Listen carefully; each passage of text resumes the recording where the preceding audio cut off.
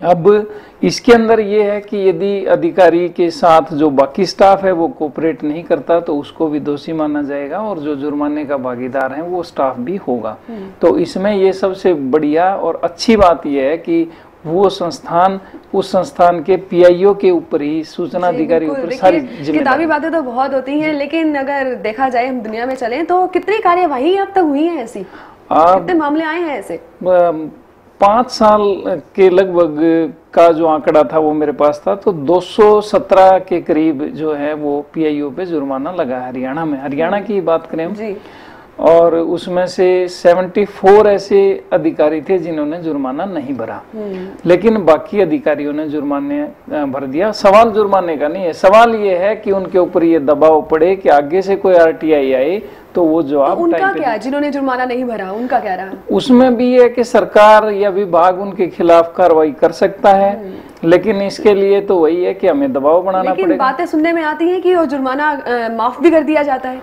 नहीं, ऐसा नहीं है, लेकिन ये तो सरकार के उसमें है, अधिकार क्षेत्र में है। हालांकि जुर्माना कभी माफ नहीं होता, भरना तो उसे पड़ेगा ही, पर कितने अधिकारियों ने नहीं भरा ये हम अवेयर होंगे तो हम पता करेंगे, और पता करेंगे तो हम उनके खिलाफ कार्रवाई के लिए सरकार को जी। दीपक जी, आप क्या कहते हैं, सभी अधिकारी हैं जो जुर्माना भरते हैं या ऐसा है कि जुर्माना माफ ही नहीं होता?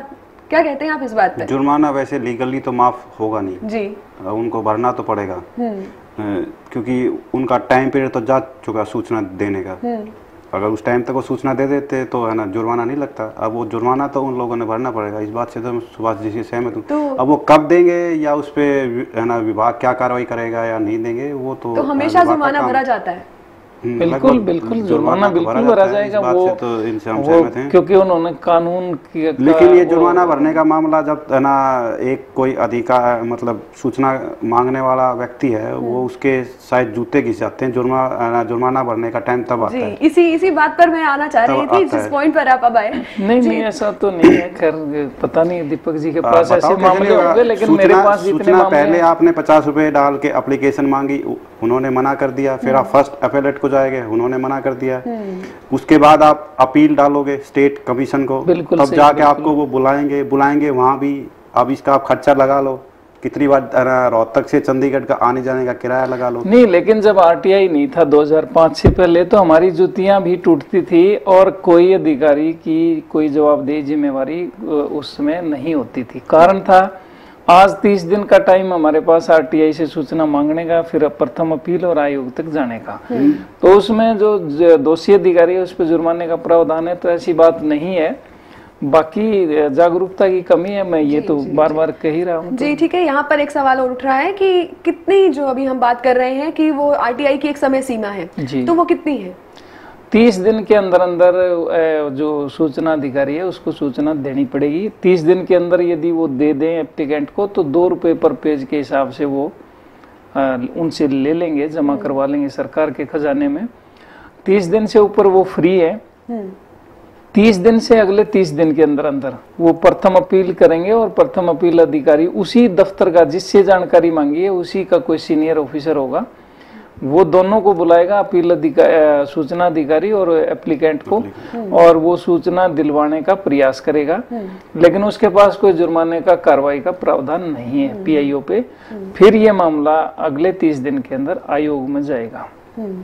आयोग ये देखेगा कि ये जो जन सूचना अधिकारी है इसने जानबूझ के गलती की है या और कोई कारण है। तो यदि जानबूझ के है तो उस पर जुर्माना लगेगा, और नहीं है तो वो फिर आदेश देगा कि एप्लीकेंट को फ्री ऑफ कॉस्ट जितनी सूचनाएं हैं 100 पेज 200 पेज, वो इसको 1000 पेज वो फ्री ऑफ कॉस्ट उपलब्ध कराए। तो आरटीआई के दायरे में कौन कौन आते हैं? सारे इंस्टीट्यूशन जहाँ सरकार के नियम लागू हैं, जहाँ सरकार जिनको ग्रांट देती है वो सारे आरटीआई के दायरे में आते हैं। और एक सवाल भी आमतौर पे उठता है कि भाई कितनी पुरानी सूचनाएं लोग मांगते हैं, 30 साल 40 साल 50 साल, ऐसा नहीं है, 20 साल पुरानी सूचनाएं मांग सकते हैं। इसमें भी जो है विभाग के जो नियम है, डिपार्टमेंटल नियम, वो लागू होते हैं। जहाँ रिकॉर्ड 5 साल में नष्ट कर देते हैं वहाँ 5 साल की मिलेंगी, और जहाँ सूचनाएं सर्विस से संबंधित हैं, जैसे मैं दीपक जी की सर्विस के बारे में पूछूं तो जब इन्होंने ज्वाइन किया 30 साल पहले किया तो 30 साल की, और यदि 35 साल पहले किया तो 35 साल की सूचनाएं मैं मांग सकता हूं, क्योंकि कर्मचारी या अधिकारी की सर्विस बुक वो मेंटेन होती है और किसी कर्मचारी का रिकॉर्ड नष्ट नहीं किया जा सकता। तो ऐसे मामले में 35 साल भी हो सकते हैं, आमतौर पे 20 साल की सूचनाएं हम मांग सकते हैं। जी जी जी। इसमें एक बात और मैं क्लियर करूं, जो रिकॉर्ड है वही दिया जा सकता है, रिकॉर्ड इसमें क्रिएट नहीं किया जा सकता। कि कंप्यूटर में है तो हम फ्लॉपी या सीडी जो भी है या पेन ड्राइव में वो मैटर मांग सकते हैं। मैं पेन ड्राइव नहीं लेकिन सीडी से मांग सकते हैं हम। सीडी की कॉस्ट है और हम किसी दफ्तर में जाकर उसका निरीक्षण कर सकते हैं रिकॉर्ड का। वो शुरू में 1 घंटे के लिए फ्री है, फिर 40 रुपये 1 घंटे का हमें पे करना पड़ेगा। और तीसरा ये था कि जो रिकॉर्ड फाइलों में उसकी हम फोटोकॉपी ले सकते हैं। कई बार ये आता है कि भाई हमें कंप्यूटर में डाल कर दो, तो ऐसा नहीं है। वो आपको जिस स्थिति में जैसा भी है वो रिकॉर्ड आपको उपलब्ध कराएंगे। जी, हम ले सकते हैं। तो क्या सच में दिया भी जाता है अगर कोई मांग करने आए तो? बिल्कुल। मेरा तो 5.5 साल का रिकॉर्ड है। मैं 5.5 साल से लगा हुआ हूँ। मैंने चीफ मिनिस्टर से, हरियाणा के चीफ सेक्रेटरी से, हरियाणा के दूसरे जो हेड ऑफिसेज हैं, हेल्थ सर्विस है, पब्लिक रिलेशन है, उनसे जानकारी मांगी, सारी मिली है। मैंने इवन प्रधानमंत्री कार्यालय से भी जानकारी मांगी, ये देखने के लिए मिलती है नहीं, मुझे मिली। तो मुझे ये लगता है कि लोगों में हिचक है, डर है कि क्या है, कहीं हमारे ऊपर जुर्माना ना लग जाए। ऐसा कुछ नहीं है। जो व्यक्ति आरटीआई लगाएगा उन्हें जरूर सूचना मिलेगी, उनके खिलाफ कोई कार्रवाई नहीं होगी। कार्रवाई होगी तो सूचना अधिकारी के खिलाफ होगी। ठीक है।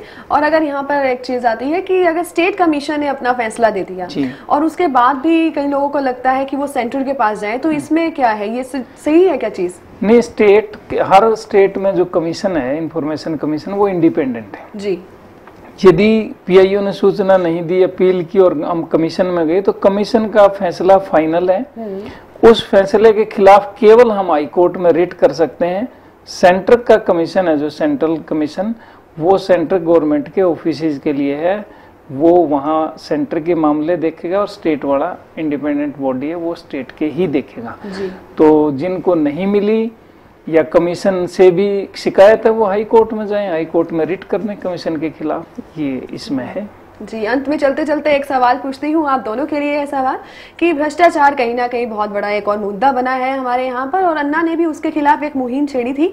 तो आपको लगता है कि आरटीआई इस भ्रष्टाचार को मिटाने में कामयाब होगा? हाँ तो क्यों? और अगर आपको नहीं लगता तो नहीं तो क्यों? नहीं, देखिए, आरटीआई से हम बहुत सारे मामले, बड़े बड़े मामले हमने निकाले हैं। आदर्श सोसाइटी घोटाला निकला है और बहुत सारे हैं। तो घोटाले हमने निकाले, कागज हमने लिए, क्या करें जी? मीडिया में जाएं, मीडिया में खबर छपेगी, या हम विजिलेंस को लिख दें, इंक्वायरी होगी, हो ना हो ये अलग मामला है। लेकिन यदि लोकपाल आता है, मजबूत लोकपाल वैसा नहीं कि काम चलाऊ, तो हम उस मामले को, जो हमने भ्रष्टाचार का बड़ा मामला खोला, हम लोकपाल तक ले जाएं। लोकपाल फिर इंक्वायरी कराए और फिर उस मामले में उसको सजा हो। तो आरटीआई और लोकपाल जुड़े हुए हैं दूसरे के साथ, और जो आरटीआई से अगली कड़ी है वो लोकपाल ही है।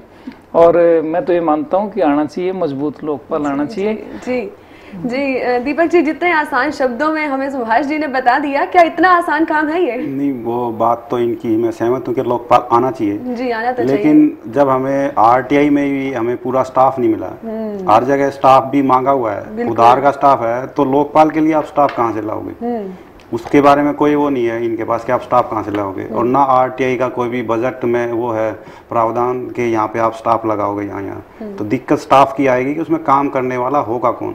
लोकपाल तो आपने लगा दिया ही निकाल रहे हैं। नहीं, मैं दीपक जी के साथ हूँ यहाँ पर। आप बोल रहे हैं कि सरकार तैयार है इन्फॉर्मेशन देने के लिए, आप काम कैसे करोगे? हाँ, तो वो स्टाफ क्यों नहीं ट्रेनिंग दी जा रही लोगों को? देखिए, लोग जब अवेयर होंगे, हमारा ये मानना है कि, हमारा का मतलब हमारे सूचना अधिकार मंच का ये मानना है कि लोग जब अवेयर होंगे, इकट्ठा होंगे, एकजुट होंगे, तो सरकार पे दबाव पड़ेगा, सरकार काम करेगी। स्टाफ भी भर्ती करेगी, सारी सुविधाएं जो है वो देंगी, लोगों को समय पर सूचना देगी। लेकिन अभी मामला है लोगों को अवेयर करने का। बिल्कुल, अवेयरनेस ठीक है, लेकिन नई भर्तियां क्यों नहीं होती आरटीआई में? ये सरकार का मामला है, लोग सरकार पे दबाव बनाए। ये आरटीआई के लिए भर्ती नहीं है। सरकार ने सभी विभागों में कर्मचारियों की भर्ती नहीं की है, इसलिए जो आरटीआई सेल बने, हरियाणा के अंदर हर जिले में एक आरटीआई सेल है, तो वहाँ स्टाफ की कमी है, इसलिए जो एप्लीकेशन गई। और क्योंकि कंप्यूटराइज्ड नहीं है, कंप्यूटर नहीं है, तो सभी विभागों को कंप्यूटर, सारा मामला जो सारी जानकारी है वो कंप्यूटर में हो, तो तुरंत जैसे ही एप्लीकेशन जाए वो मिले। और इसमें एक बात और है, हाँ जी, जो सेक्शन 4 है आरटीआई का, उसमें तो ये है कि बिना मांगे सारी जानकारी देनी चाहिए, तो आपको एप्लीकेशन की जरूरत ही नहीं पड़ेगी जब सारी जानकारी सरकार देगी। लेकिन इतना जल्दी नहीं देगी। ये जो 300 साल की गुलामी और 60 साल की आजादी के बाद इस 5 साल में हम कोई करिश्मा हो जाए ऐसा नहीं है, पर फिर भी हम आशावादी हैं कि धीरे धीरे अगले कुछ सालों में स्थिति बदलेगी। ठीक है, लेकिन फिर भी आरटीआई आम नागरिक तक नहीं पहुंच पाती, इस पर आपको सहमत होना पड़ेगा। नहीं, इसके लिए तो मीडिया ने प्रयास किया, हमने प्रयास किया, धीरे धीरे सरकार भी प्रयास करेगी और लोगों तक ये जानकारी जाएगी। ये घी कब आएगा यही तो नहीं समझ आ रही दीपक जी और मुझे दोनों को। देखिए, मैं इस मामले में एक बात ये कहना चाहता हूँ कि आज एक बिल्कुल गरीब आदमी जो डिप्टी कमिश्नर के ऑफिस के बाहर से गुजरते हुए डरता था, आज वो डीसी से सवाल पूछने लगा। ये बहुत बड़ी बात है। जब अखबारों में पूछने लगा है, जब अखबारों में खबर छपती है कि किसी आदमी ने मुख्यमंत्री से पूछा है, किसी आदमी ने प्रधानमंत्री से पूछा है, तो उसको भी लगता है कि मैं सरपंच से पूछ सकता हूं। सुभाष जी, इसमें आपको एक बात कहना चाहूंगा, आज भी हम यहाँ के एमपी से मिलना आसान है, डीसी से मिलना आज भी मुश्किल है। नहीं, डीसी ने बाहर नेम प्लेट लगा रखी है कि मिलने का समय फलाना फलाना। देखिए, ये मानसिकता जो 60 साल की चली हुई है, ये अचानक नहीं बदलेगी। नहीं, ये 60 साल तो बहुत होता है, ये धीरे धीरे बदलेगी। इस देश की उम्र, एक बंदे की मिनिमम उम्र 60 से कम ही है। औसत आयु हमारे देश की 60 से कम ही है। 60 साल में ये लगा लो कि अब हमारी दूसरी तीसरी पीढ़ी शुरू हो गई। दीपक जी, मैं ये कहता हूँ कि आज जी डिप्टी कमिश्नर है, उसको आज भी ये वहम है कि वो एसपी का मालिक है जनता का, लेकिन लोकतांत्रिक व्यवस्था में जो जनता है वो मालिक है। जी। और ये जो डीसी हैं, एसपी हैं, डीसी इसलिए कि क्योंकि हमारे नजदीक हैं, ये जितने अधिकारी हैं ये जनता के सेवक हैं। जी बिल्कुल। तो जब हम हम अपने अधिकारों के प्रति जागरूक होंगे, धीरे धीरे हम जानकारी मांगेंगे, तो स्थितियां बदलेंगी। वैसे ये मामला उल्टा है, अगर सही माने मानो तो जनता इनकी सेवक है। नहीं, आप कह लो, आप उस विधान में कह लो। अभी एक मेरा खुद का मामला था, हाई कोर्ट ने उसमें ऑर्डर कर दिया कि इस एप्लीकेशन में आप कार्रवाई करो। एएसपी ने उसको मना करके वापस भेज दिया। अब मुझे कंटेम्प्ट में कोर्ट डालना पड़ेगा। जी बिल्कुल। आप एसपी और डीसी तो मेरे हिसाब से आज के ये जो पॉलिटिशियन इससे भी ज्यादा है ना, चोर है। लेकिन मैं आपको एक बात, वो तो एसपी और वो एमपी तो बेचारा 5 साल में बड़ी लेकिन आपको एक बात मैं इनकी बात से असहमत होते हुए बताना चाहता हूँ कि हमारे वापस आते हैं जी, हमारे देश के सांसद को भी वो अधिकार नहीं है सवाल पूछने का उतने जितने आम जनता को है। बिल्कुल बिल्कुल। आप 20 पूछ सकते हैं, 30 पूछ सकते हैं, लेकिन उसको लिख के देना पड़ता है संसद में कि मेरा ये सवाल है, मंजूर हो या ना। तो हमें भी देना पड़ेगा। नहीं, हमने आज 20 सवाल डिप्टी कमिश्नर से पूछे, हमने मुख्य सचिव हरियाणा से 20 सवाल पूछे, उसको जवाब देना ही देना। आज भी आपके स्टेट कमीशन में कितनी एप्लीकेशनें पड़ी है पेंडिंग, जिसका देखिए ये व्यवस्थागत खामी है कि व्यवस्थागत खामी नहीं है ना, वो देना नहीं चाहते सूचना। स्टेट के जो कमीशन है उसके अंदर जो नियुक्ति है कमिश्नर की, कॉन्स्टिट्यूशनल पोस्ट है वो। अब आप कॉन्स्टिट्यूशनल पोस्ट पे उसकी नियुक्ति के लिए मुख्यमंत्री, नेता विपक्ष और एक मंत्री, 3 आदमियों की कमेटी उसका सिलेक्शन करती है। लेकिन होता ये है कि सरकार अपने अधिकारियों को या अपने कार्यकर्ताओं को जो सत्ता में है, आज जो भी सत्ता में कल दूसरे होंगे, वो सत्ता पक्ष से अपने अधिकारियों को कमियां तो हर जगह है। वही है एक बात कि दुनिया में जहां देखो कमी है, कभी मैं में कमी है तो कभी तुम में कमी है। तो अगर घड़ी की तरफ नजर घुमाई जाए तो अभी हमें समय नहीं दे रहा कि हम अपने बात को आगे बढ़ाएं। तो यहीं पर आपसे मुलाकात की हम आपसे शुक्रिया चाहते हैं, स्टूडियो में आए, आपने हमसे बात की, बहुत बहुत शुक्रिया। आपका भी बहुत बहुत धन्यवाद जी। श्रोताओं, आपसे फिर से मुलाकात होगी फिर नए मुद्दे के साथ, तब तक के लिए दीजिए इजाजत, नमस्कार। देखते रहिए SVN।